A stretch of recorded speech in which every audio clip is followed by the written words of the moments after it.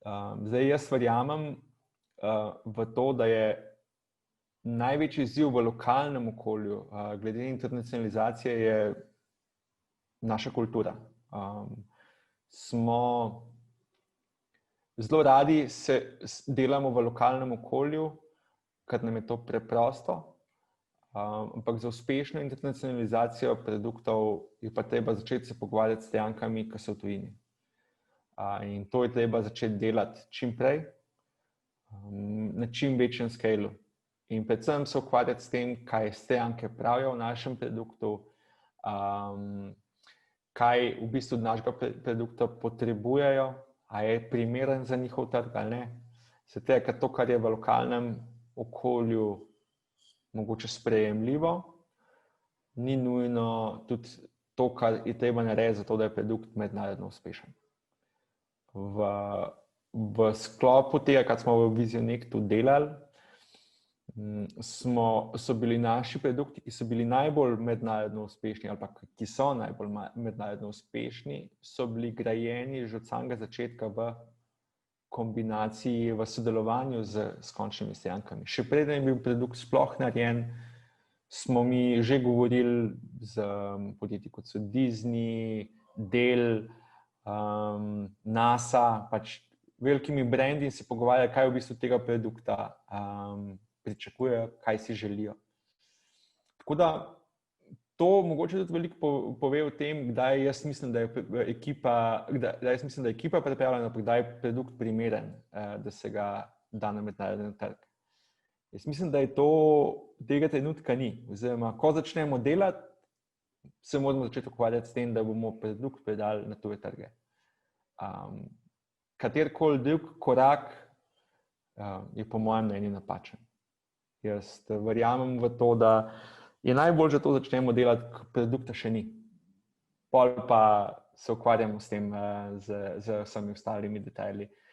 Ker mogoče nam bodo stranke povedale, da čeprav se nam zdi v lokalnem okolju ta produkt zelo zanimiv, je na globalnem nivoju povsem irrelevant ali pa nepotreben. Tako da čim prej, tem bolj. To je to. The biggest thing is that they've built a product that is for customers who are local. So really, when a customer buys, they're usually looking for the local solution, the best solution, or the cheapest solution. And they're three completely different things, right? So if I wanted, let's say it's a CRM system, there's Intrix here in Slovenia, and it's really a good local system. And what do we want out of a local system? We want something so it does a little of everything I might want it to do. It doesn't need to be the best or the cheapest. It needs to be good, and it needs to be local. And I need to be able to trust them and know that it's here, and I'll sleep well at night because it's going to, other people around me are buying the same thing. Now, if I'm buying software from Sri Lanka and I need something like an outbound email tool, it needs to be highly focused. It needs to be absolute breakthrough compared to what local companies would provide. And it needs to be very focused into something that I just take a look and say, that is dramatically better.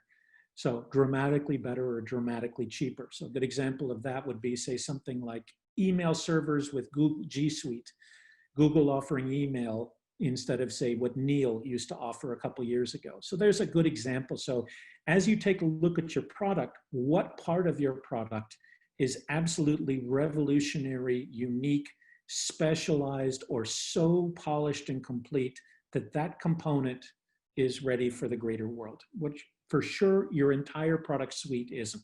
It's too broad. It's born in the wrong location.